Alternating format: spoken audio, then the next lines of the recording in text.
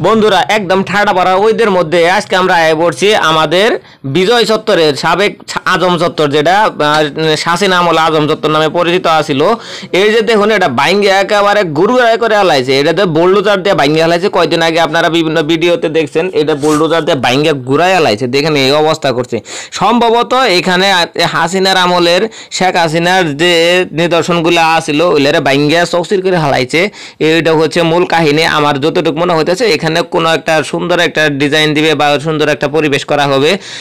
আর হইতেছে যেগুলা দেখেন এঙ্গেল ছিল, এঙ্গেলগুলারও ভাঙে হেলাইছে। আর যে তার নকশা জাতীয় যা আছিল সব উল্টা হেলাইছে। এই যে এই পাশে দিন আশেপাশে এগুলা তার কিছু কর্মকাণ্ডের একটা নিদর্শন ছিল। দেন শেখ মুজিবের মাথাটা কি করছে ভাঙ্গে, এগুলো আসলে বেশি অত্যাচার করছে তারা, এই জন্য তাদের ফলাফলটা এরকম হয়েছে। দেন শেখ মুজিবের মাথার প্রতি চান্দি চুলা হেলাইছে।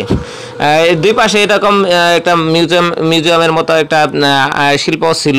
তো এগুলা আসে আমাদের কাছে যেগুলো ভালো লাগে নাই, আমাদের তরুণ সমাজের কাছে যেটা মনে হয়েছে এগুলো জুলুমের একটা প্রতীক। তো এই যে হাসিনা আবার দেন কি অবস্থা করছে, এগুলার জুলুমের প্রতীকগুলারে আমার মনে হয় ভাঙার জন্য একটা প্রস্তুতি নেওয়া হয়েছে। তবে এগুলা সম্ভবত নতুন করে করা হবে। তো ধন্যবাদ, সবাই ভালো থাকুন, সুস্থ থাকুন। নতুন আরো ভিডিও